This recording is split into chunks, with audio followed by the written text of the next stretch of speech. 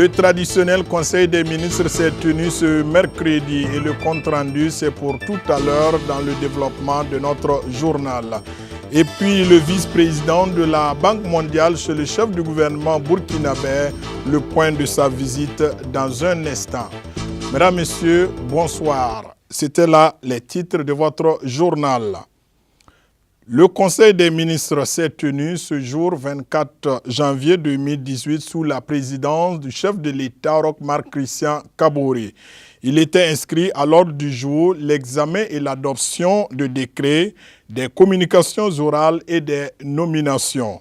Découvrons tout cela avec Rémi Fulgence Danguino, ministre de la Communication, porte-parole du gouvernement. Il s'exprime au micro de Odette Zouangena.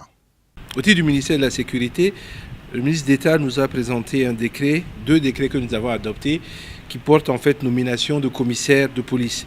Vous savez que la loi prévoit que le passage de grade des commissaires soit constaté par un décret. Il s'agit donc des passages au grade de commissaires généraux de police, de commissaires divisionnaires de police et de commissaires principaux de police. Nous avons également traité un dossier qui est lié à 2 ministères. Il s'agit notamment de la question du reversement du personnel du cadre paramilitaire des douanes. 2 ministères parce que ça touche à la fois la fonction publique et ça touche également le ministère de l'économie et des finances. Donc au titre du ministère de la fonction publique, nous avons adopté un décret qui permet l'application de la loi 104-2015-CNT du 23 décembre 2015 portant statut du personnel du cadre paramilitaire des douanes conformément aux dispositions des articles 187, 188 et 189 de la dite loi. Au titre justement du ministère de l'économie et des finances, nous avons adopté 2 décrets, respectivement portant classement indiciaire et régime indemnitaire applicable au personnel du cadre paramilitaire des douanes. Nous avons au titre du ministère de la fonction publique adopté le calendrier d'opérationnalisation du RAMU, le régime d'assistance médicale universelle. Ce calendrier permet donc la création dans le premier trimestre de cette année des 2 éléments essentiels que sont notamment la Chambre nationale d'assurance maladie universelle et la Chambre d'assurance maladie des armées. Ça c'est donc le premier élément et puis on espère pouvoir à la fin du second trimestre mettre en place effectivement les différents outils d'expérimentation et les procédures de prise en charge. Ce qui veut dire donc que la mise en œuvre de ces caisses-là, je dis des chambres, c'est les caisses plutôt, les caisses d'assurance mutuelle, l'assurance maladie universelle pour ce qui concerne les personnes civiles et de la caisse d'assurance maladie des armées, pour ce qui concerne les armées, va se faire donc dans le premier trimestre. Et puis à la fin de l'année, on aurait commencé effectivement par mettre en œuvre ces éléments-là. Donc au titre des communications orales, donc le ministre de l'Énergie a obtenu nous a informé qu'il était sur le point d'entamer une procédure en ce qui concerne notamment 7 éléments essentiels. C'est l'intention de réalisation des projets d'utilité publique dans le cadre donc de la construction des centrales solaires photovoltaïques. Le processus comprend 6 étapes et la première étape donc c'est cette intention que le ministre a mise en place et il a informé le Conseil. Je rappelle que ces centrales-là concernent Banfora, Waïgouya, Orodara, Dédougou, Fada, Douri et Ouagadougou. Vous savez que les centrales électriques demandent énormément d'espace et donc il faut ensuite mettre en place un système qui va permettre de déclarer les zones d'utilité publique, dédommager les personnes qui sont concernées et trouver donc les accords avec les collectivités locales et territoriales qui gèrent ces espaces-là. Voilà donc succinctement ce que je voulais dire.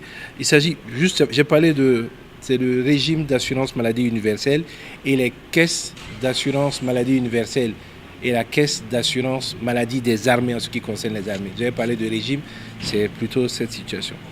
Voilà. En ce qui concerne les autres aspects de la vie du Burkina, il y a les questions notamment des grèves en cours. Les différents ministres ont fait le point au Conseil. Le Premier ministre également s'est exprimé là-dessus. Le gouvernement reste attaché donc aux discussions, à tout ce qui concerne à la fois la question du Sincha, la question de l'éducation nationale, la question également de la police avec le syndicat des policiers. Et les discussions se poursuivent et nous espérons véritablement que des éléments probants sortiront donc des rencontres qui se tiendront encore cette semaine. Dans ces derniers jours, la possibilité d'un remaniement ministériel est au menu des échanges des Burkinabés. La question a été posée au ministre de la Communication et voici sa réponse. Il s'exprime toujours au micro de notre reporter Odette Zouangena. Vous savez, nous, comme je l'ai déjà dit plusieurs fois, vous avez 19 millions de Burkinabés, une trentaine de personnes qui sont appelées à servir. C'est une opportunité, c'est une chance de le faire et nous, les ministres, nous le faisons sans penser à un potentiel remaniement. De la même façon que nous avons été appelés à servir, si nous devons partir, nous partirons avec le sentiment d'avoir fait le meilleur de nous-mêmes. Mais cette question n'est jamais à l'ordre du jour d'un conseil des ministres. Ousmane Diagana, vice-président de la Banque mondiale, a été reçu en audience par le Premier ministre Paul Kabatieba. Les détails avec Yasmina Djigemde et Dieudonné Koumsara. Le Premier ministre Paul Kabatieba a reçu le vice-président de la Banque mondiale. Ousmane Diagana donne les raisons de sa visite. Je suis revenu donc d'abord pour visiter le bureau de la Banque mondiale ici, échanger avec mes collègues, mais saisir aussi l'opportunité pour rencontrer les autorités. Les féliciter pour les progrès qui ont été faits depuis mon départ du Burkina Faso. Les féliciter pour les résultats qu'ils ont obtenus suite à la conférence de Paris, où le PNDS a été présenté aux partenaires techniques et financiers, des ressources qui ont été mobilisées. À en croire le vice-président, la Banque mondiale accompagne toujours le Burkina Faso dans sa marche de développement, notamment dans l'agriculture, le développement du secteur privé, sans oublier la contribution de la Banque mondiale au PNDS. Pour ce qui concerne la Banque mondiale, nous avons tenu promesse. L'ensemble des montants que nous avions promis en son temps est en train d'être mobilisé. Déjà 400 millions de dollars américains ont financé des projets concrets et il y a 700 millions de dollars également qui vont financer d'autres projets, tous très pertinents par rapport aux défis de développement auxquels le Burkina Faso est confronté. Donc nous avons évidemment échangé aussi sur les défis de l'heure. Le pays est confronté à des problèmes sécuritaires importants. La jeunesse elle a évidemment beaucoup d'espérance et qu'il est important d'aider le gouvernement mais également cette jeunesse à rencontrer, si vous voulez, les partenaires qui leur permettent, n'est-ce pas, à trouver de l'emploi, mais également à devenir des citoyens capables pour contribuer à l'œuvre de la construction nationale et au développement économique et social du pays. Ousmane Diagana, à sa sortie d'audience, réitère la volonté de la Banque mondiale à rester toujours à l'écoute de la population burkinabé. L'Association nationale pour la traduction de la Bible et de l'alphabétisation Anteba et ses partenaires ont organisé le 20 janvier 2018 à Bapla, dans les encablures de Diebougou, une cérémonie de dédicace du Nouveau Testament en Dagara. Suivons le reportage.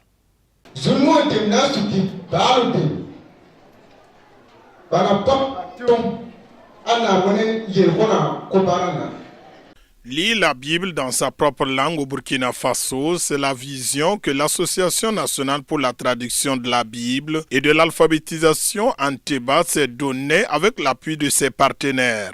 Le 20 janvier 2018 est un jour mémorable, un jour de joie pour le peuple d'Agara, dans la région du sud-ouest qui a désormais la Bible traduite dans sa propre langue. Moi, c'est être un peu plus proche de la parole de Dieu, être un peu à la source de la parole. Voilà, puisque lire les Écritures saintes dans ma langue maternelle, c'est une bénédiction. Voilà, plutôt que de lire soit en français, en anglais, je préfère me ressourcer dans ma propre langue.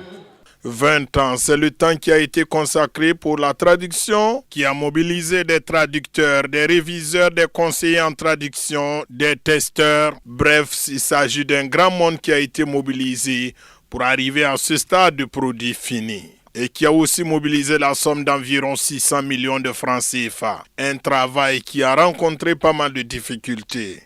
Oui, l'équipe de traduction a commencé en 1998. Et en 2008, moi j'étais à l'université à Abidjan. Quand je suis rentré, en 2010, nous n'avons plus de financement. Donc nous avons déjà commencé à avoir des difficultés parce que nous n'avions plus de financement. Mais nous avons persévéré, l'équipe a persévéré et nous avons écrit à d'autres amis qui nous ont financés. Et jusqu'à aujourd'hui, nous continuons avec ces amis. Ils sont venus de plusieurs horizons pour prendre part à cette cérémonie de dédicace du Nouveau Testament en Dagara. C'est une joie énorme de revenir ici après tant de temps et de voir ce qui a été commencé, arriver à cette publication et de voir le livre enfin disponible. Donc et de voir aussi, parce que j'ai vécu dans ce village pendant 10 ans, ma femme était là avec moi pendant 5 ans, donc c'est vraiment une joie de revoir tous mes amis d'Agara ici. Pour le directeur exécutif de l'Association nationale pour la traduction de la Bible de l'alphabétisation Anteba, ce n'est qu'un début. D'autres projets sont en vue dans cette même. En fait, c'est plus qu'une décision. C'est une réponse à un appel. Parce que la parole de Dieu nous dit de prêcher la parole à toute la création. Et lorsque la Bible dit de prêcher la parole à tout au monde, le terme original utilisé c'est ethné, ce qui veut dire ethnie. Que nous puissions prêcher la parole à toutes les ethnies, c'est-à-dire leur parler de la bonne nouvelle dans leur langue. Et c'est en fait en réponse à cet appel ultime du Seigneur ou à ce commandement du Seigneur que nous avons décidé de traduire la Bible en langue d'Agara parmi tant d'autres. Parce que je peux vous dire qu'Anteba traduit la parole de Dieu présentement dans environ 20 langues. Et nous savons que le Burkina Faso ne regorge pas que de 20 langues. Nous avons beaucoup plus de langues. Il y a certaines qui ont déjà la parole de Dieu, mais il y a encore d'autres qui attendent la parole dans leur langue. Le processus de traduction est long. Il est technique, il est spirituel. Il faut beaucoup prier. Il faut inviter la communauté à se rassembler autour de ce besoin et à chercher les solutions pour que la parole de Dieu existe dans leur langue. Il faut d'abord la volonté locale. Et ça, c'est le premier pas. Ensuite, il faut passer par un certain nombre de critères techniques, académiques. Il faut des traducteurs, je veux dire des gens qui ont été formés pour traduire la parole, parce qu'on ne traduit pas au hasard. Il faut avoir une formation de base. Ensuite, il faut passer par un certain nombre de normes de vérification de cette parole jusqu'à l'étape de ce que nous appelons la vérification. Parce qu'il faut traduire, faire des ébauches, il faut les réviser avec la communauté, il faut les tester avec la communauté. Et ça, ce sont des étapes qui se répètent jusqu'à ce que les corrections soient faites. Et après cela, nous faisons appel à ce que nous appelons le conseiller en traduction, qui est une personne qui a une formation de base en hébreu et en grec, qui a une maîtrise de la parole et qui a une expérience en traduction de la Bible, qui vient vérifier avec la langue source grecque, si c'est le Nouveau Testament ou hébreu dans le cas de l'Ancien Testament, pour donner la validation finale de cette traduction. Cette personne est appelée conseiller en traduction. Vous avez vu les conseillers qui sont là, Derek Johnson qui nous vient de l'Irlande. C'est l'un des conseillers en traduction qui ont validé le travail qui a été fait par l'équipe de traduction. Tous les intervenants à cette cérémonie de dédicace ont félicité l'équipe de traduction et invité les églises et missions évangéliques qui œuvrent en milieu d'Agara à s'approprier de cette Bible. Des remises d'attestation aux acteurs et aux partenaires et des dons de Bible à certaines autorités ont été les derniers éléments de la cérémonie de dédicace du Nouveau Testament en Dagara. Et puis le centre numéro 5 de l'Église des Assemblées de Dieu du Burkina Faso a organisé dimanche dernier à l'Église des Assemblées de Dieu de Gonguin une cérémonie d'imposition de main de 66 nouveaux pasteurs et leurs épouses. Le reportage est de Odette Zouangena et Dieudonné Koumsara. J'ai entendu la voix du Seigneur disant « Qui enverrai-je » Je répondis « Me voici, envoie-moi ».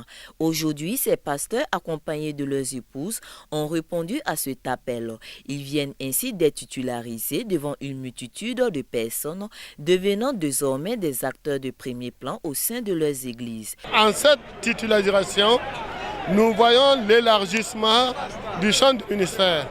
C'est comme qu'est-ce que je veux dire? Un champ qui a encore plus d'espace pour travailler pour notre Dieu.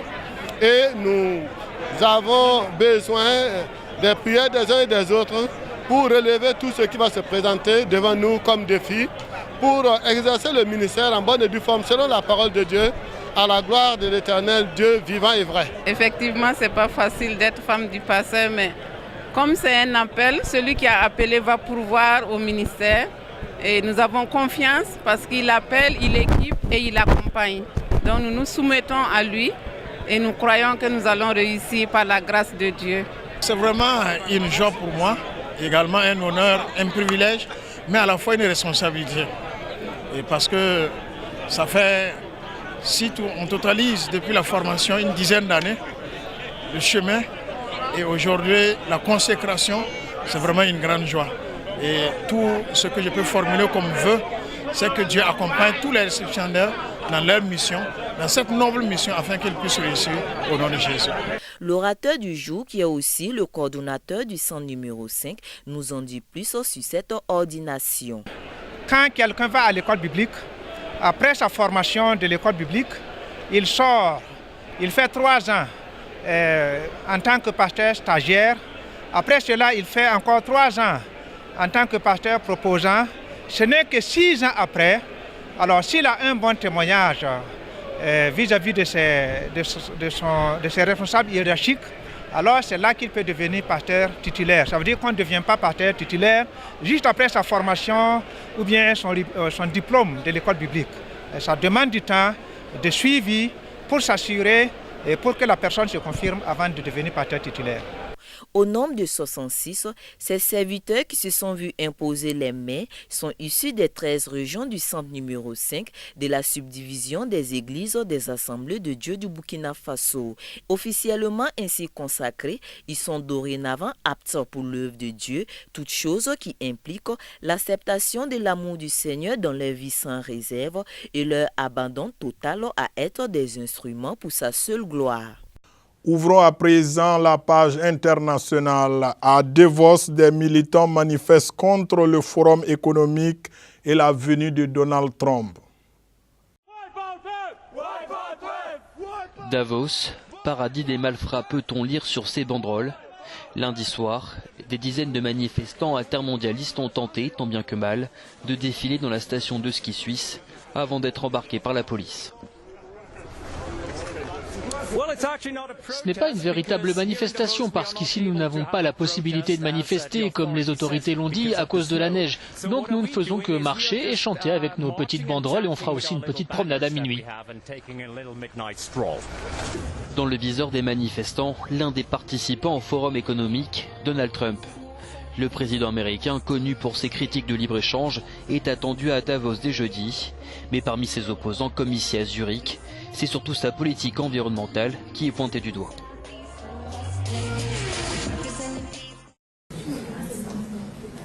Le procès de l'ostéopathe Larry Nassar éclabousse la Fédération américaine de gymnastique qui annonce la démission de 3 de ses dirigeants. Devant l'ampleur des accusations, le président du conseil d'administration, son adjoint et la trésorière de la fédération sont écartés. La vedette des Jeux Olympiques de Rio, Simone Biles, figure parmi plus d'une centaine de jeunes femmes qui ont dénoncé les agressions de Larry Nassar et accusent la Fédération américaine de gymnastique d'avoir fermé les yeux. J'étais envahie par un sentiment de culpabilité. J'avais tout juste 16 ans et j'aurais dû empêcher ce monstre de s'attaquer à d'autres filles car je savais ce qu'il m'avait fait. Emma Ann Miller a aujourd'hui 16 ans. Elle accuse Larry Nassar de l'avoir agressée durant des rendez-vous à la clinique du sport du Michigan. J'ai moi aussi été agressée sexuellement par Larry Nassar, plusieurs fois lors de différents rendez-vous. Mon dernier traitement remonte à août 2016. La clinique l'a licencié une semaine plus tard. Je suis peut-être le dernier enfant qu'il ait agressé. Larry Nassar avait intégré la Fédération américaine de gymnastique en 1986. Il y a travaillé jusqu'en 2015. La sentence est tombée. Coupable d'abus de position dominante, Qualcomm a été condamné par Bruxelles à 997 millions d'euros d'amende. La commission accuse le fabricant américain de semi-conducteurs d'avoir payé le prix fort à Apple pour équiper tous ses iPhones et iPads. Pour la commissaire européenne à la concurrence, elle a privé le marché d'innovation. Qualcomm a consolidé sa position en évinçant illégalement ses rivaux du marché pendant plus de 5 ans.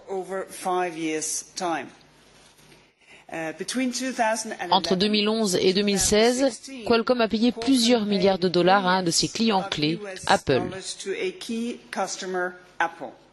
Un gros coup dur pour Qualcomm, poursuivi dans d'autres pays et déjà condamné à des amendes en Chine et en Corée du Sud. En attendant la fin d'une autre enquête de Bruxelles qui la soupçonne de vente à perte, la société va faire appel de sa condamnation.